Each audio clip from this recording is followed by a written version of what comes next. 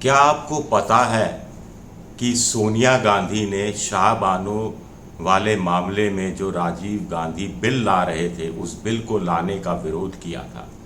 यानी सोनिया गांधी शाह बानो जैसी महिलाओं के पक्ष में थी। क्या आपको पता है कि सोनिया गांधी 2004 के बाद जब प्रधानमंत्री बनने के लिए थोड़ा व्याकुल हो रही थी तो कैसे राहुल गांधी ने उन्हें मना किया था और एक धमकी दी थी, एक बहुत बड़ी धमकी दी थी, थ्रेट शब्द का इस्तेमाल। और उसके बाद सोनिया गांधी को 24 घंटे का वक्त दिया था। क्या आपको पता है कि उस समय अटल बिहारी वाजपेयी ने सोनिया गांधी को आशीर्वाद तो दिया था लेकिन साथ ही साथ एक चेतावनी भी दी थी। क्या आपको पता है कि नरसिम्हा राव राम मंदिर खुद बनाना चाहते थे। वो ये कहते थे कि हम बीजेपी से लड़ सकते हैं, भगवान राम से नहीं लड़ सकते। क्या आपको पता है कि बोफोर्स का कागज़ों को लीक किसने किया था, खबर किसने लीक की थी? ये राजीव गांधी के खास माने जाने वाले अरुण नेहरू ने ये काम किया था। क्या आपको पता है कि संजय गांधी की मौत का चामुंडा माता मंदिर से कोई कनेक्शन था? ऐसा इंदिरा गांधी ने ये सवाल आखिर क्यों उठाया था? ऐसे बहुत से सवाल हैं जिनका खुलासा मैं करूंगा और मैं अपनी तरफ से कुछ नहीं कर रहा। इंडियन एक्सप्रेस अखबार में आज छपा है और इंडियन एक्सप्रेस अखबार ने जो छापा है उसका मैं जिक्र कर रहा हूं। How prime ministers decide. Neerja Chaudhary एक भारत की बहुत प्रतिष्ठित महिला पत्रकार हैं, अभी भी इंडियन एक्सप्रेस में कॉलम लिखती हैं, बहुत अनुभवी हैं, बहुत से प्रधानमंत्रियों को देखा है उन्होंने और व्यक्तिगत तौर पर वो मिली हैं, बहुतों का इंटरव्यू किया है। तो नीरजा चौधरी की एक किताब आ रही है, how prime ministers decide. How prime ministers decide, ये देखिए लाल रंग में छोड़, हाउ प्राइम मिनिस्टर डिसाइड। और इस किताब में जिक्र किया गया है 4-5 बातों का जो मैं आपके सामने रख रहा हूं। मुझे यकीन है कि आप छोड़कर नहीं जाएंगे, मुझे पूरा कुछ सुन के ही जाएंगे। तो नमस्कार, मैं हूं आपका दोस्त विजय विद्रोही। आप मुझसे जुड़ चुके हैं, इसके लिए आप सबका तहे दिल से शुक्रिया। तो शुरुआत करते हैं सोनिया गांधी के मसले की। जब ये बात है 17 मई 2004 की, नतीजे आ चुके थे और ऐसा लग रहा था कि कांग्रेस की अगुवाई में गठबंधन सरकार बन सकती है। तो सोनिया गांधी के यहाँ 10 जनपद पर नटवर सिंह पहुँचे थे। वहाँ सोनिया गांधी थी, प्रियंका गांधी थी और मनमोहन सिंह थे। और नटवर सिंह जो भारत के विदेश मंत्री भी रहे, गांधी नेहरू परिवार के बहुत खास रहे, बाद में थोड़े नाराज़ हो गए थे और बीएसपी में चले गए थे। तो नटवर सिंह ने लिखा है कि सोनिया गांधी सोफे पर बैठी हुई थी, मनमोहन सिंह भी वहीं थे, प्रियंका गांधी भी वही थी। सोनिया गांधी कुछ डिस्ट्रॉट सी, कुछ परेशान सी, कुछ चिंतित सी नज़र आ रही थी, कुछ पसोपेश में नज़र आ रही थी। तभी वहाँ पर राहुल गांधी आए और हमारे सामने, हम सब के सामने उन्होंने कहा अपनी माँ सोनिया गांधी से कि मैं आपको किसी भी कीमत पर प्रधानमंत्री नहीं बनने दूंगा। I will not let you become prime minister. मेरे पिता राजीव गांधी की हत्या हुई, मेरी दादी इंदिरा गांधी की हत्या हुई और मुझे पता है आपको भी ये लोग 6 महीने में मार डालेंगे। इन 6 months you will be killed. Natwar Singh याद करते हैं नीरजा चौधरी की किताब में कि राहुल ने जो थ्रेटन किया कि मैं कुछ भी एक्सट्रीम कदम उठा लेंगे, कोई भी एक्सट्रीम कदम, यानी इशारा से साफ है कि अपनी जान भी दे देंगे वो। और अगर सोनिया गांधी ने उनकी तरफ ध्यान नहीं दिया, उनकी बात नहीं मानी, तो राहुल गांधी ने धमकी दी कि वो कोई भी एक्सट्रीम कदम उठा लेंगे। और नटवर सिंह कहते हैं कि सोनिया गांधी को 24 घंटे का समय दिया डिसाइड करने के लिए। और राहुल गांधी बड़े स्ट्रांग विल वाले पर्सन हैं, जो यानी जो कहते हैं उसको करके दिखाते हैं। सोनिया गांधी आंसुओं से तरबतर हो गई। सोनिया गांधी रोने लगी जब राहुल गांधी ने ये सब बातें की कि he will take any possible step to prevent his mother from taking a prime ministership, कि वो कोई भी कदम उठा लेंगे अपनी मां को प्रधानमंत्री पद से के लिए हाँ करने से रोकने के लिए वो कोई भी कदम उठा लेंगे। किताब कहती है कि जब सोनिया गांधी को कांग्रेस पार्लियामेंट्री पार्टी का सीपीपी का अध्यक्ष चुना गया तो वो सोनिया गांधी अटल बिहारी वाजपेयी से मिली।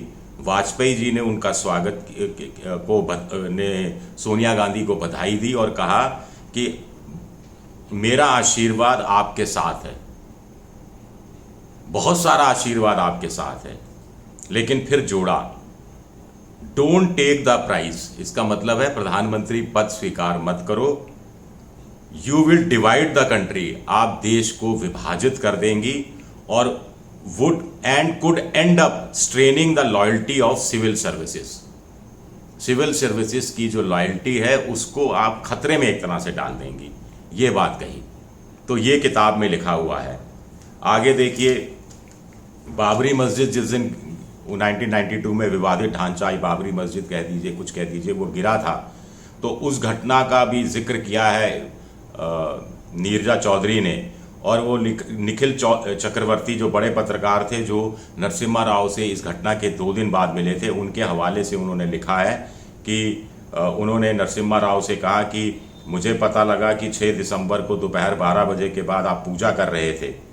तो राव ने कहा कि दादा आप क्या समझते हैं, मैं राजनीति नहीं समझता, मैं राजनीति में ही पैदा हुआ हूँ, मैं अब तक सिर्फ राजनीति और राजनीति करता रहा हूँ।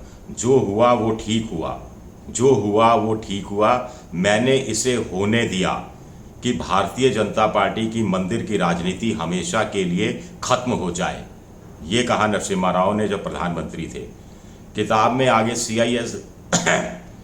आगे सीआईएसएफ के उस समय के डीजी और आईपीएस अधिकारी कौशल किशोर कुणाल का भी जिक्र किया गया है, जो उस समय नरेश चंद्रा के साथ काम कर रहे थे, जो अयोध्या सेल को हेड कर रहे थे। जो वो कह रहे हैं कि ऐसी बात है, नरसिम्हा राव जी वहाँ जहाँ राम लल्ला जी विराजमान हैं वहाँ मंदिर बनाना चाहते थे। नरसिम्हा राव ने अपने मीडिया एडवाइज़र पीवीआर के प्रसाद से कहा भी था कि वो एक ट्रस्ट का निर्माण करें और उस ट्रस्ट के माध्यम से जिस जगह मस्जिद है वहाँ पर मंदिर बनाया जाए। 13 दिसंबर को डिमोलेशन का जो अगला हफ्ता था, संडे का दिन था, उनके मीडिया एडवाइज़र प्रसाद नरसिम्हा राव से मिलने गए थे। प्रधानमंत्री उस समय अकेले थे और उन्होंने कहा, नरसिम्हा राव ने, कि हम बीजेपी से लड़ सकते हैं लेकिन हम भगवान राम से कैसे लड़ सकते हैं। जब हम कहते हैं कि कांग्रेस एक धर्मनिरपेक्ष पार्टी है तो इसका मतलब ये नहीं है कि हम सब नास्तिक हैं। कब तक बीजेपी लोगों को मूर्ख बनाती रहेगी और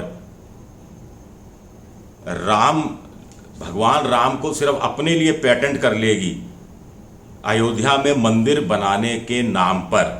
यह बात उन्होंने कही थी नरसिम्हा राव ने। शाहबानो वाला मामला बड़ा मशहूर मामला है। आपको ध्यान होगा कि शाहबानो एक गरीब महिला थी, तलाक हो गया था तो वो कोर्ट में मेंटेनेंस के लिए गई थी।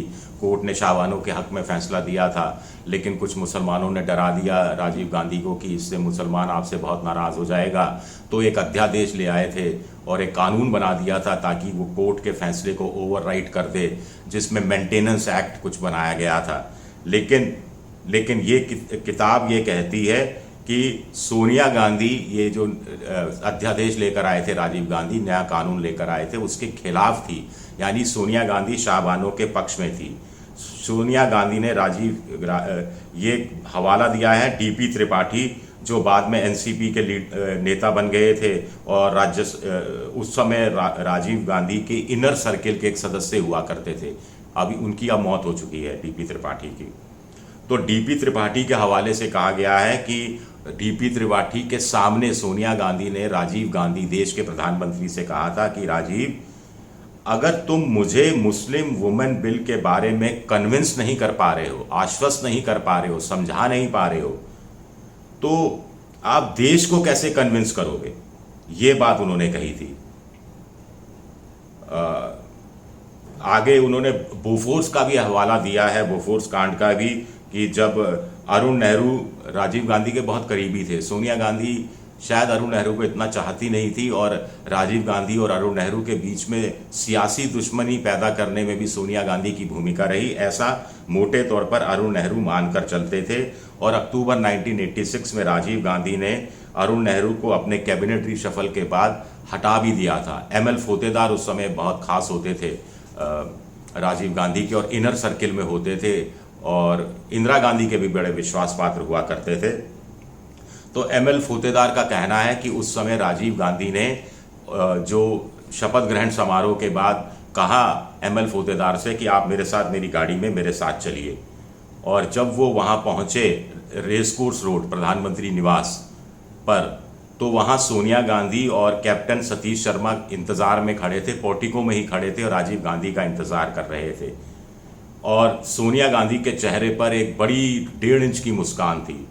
उसी से वो समझ गए कि अरुण नेहरू को क्यों हटाया गया है। ये बात एमएल फोतेदार ने नीरजा चौधरी से कही है, किताब में इसका जिक्र किया गया है। अरुण नेहरू उसके बाद हट गए, उसके बाद अपना वक्त का इंतज़ार करते रहे, और उनके हाथ में 1987 में जब स्वीडिश रेडियो ने एक प्रोग्राम किया, वो बोफोर्स कंपनी के एक पूर्व जो कर्मचारी था उसकी टेस्टिमनी के आधार पर उन्होंने अपना प्रोग्राम बनाया था कि बोफोर्स तोप खरीद में रिश्वत दी गई। भारतीय पॉलिटिकल नेताओं को रिश्वत दी गई बोफोर्स ने। ये अरुण नेहरू थे, ये एचआर भारद्वाज ने ये बात कही। एचआर भारद्वाज उस समय कानून मंत्री हुआ करते थे, हंसराज भारद्वाज, तो हंसराम राजवाज या हंसराज भारद्वाज। तो ये एचआर भारद्वाज ने नीरजा चौधरी से कहा कि ये अरुण नेहरू थे जिन्होंने बोफोर्स की स्टोरी स्वीडिश रेडियो को लीक की थी। We knew it, the book says, कि हमें इस बात की जानकारी थी। अब चलते चलते छोटे से मैं आपको बता दूं कि संजय गांधी की मौत हुई थी 23 जून 1980 को। उसके एक दिन पहले 22 जून 1980 को प्रधानमंत्री इंदिरा गांधी को चामुंडा देवी मंदिर पालमपुर हिमाचल प्रदेश में वहां जाना था। सारे तैयारियां पूरी हो गई थी और सारे लोग वहां मौजूद थे, और जिसमें मुख्यमंत्री रामलाल भी थे। सब वहीं कैंप कर रहे थे। अचानक पता लगा कि इंदिरा गांधी का दौरा रद्द हो गया है।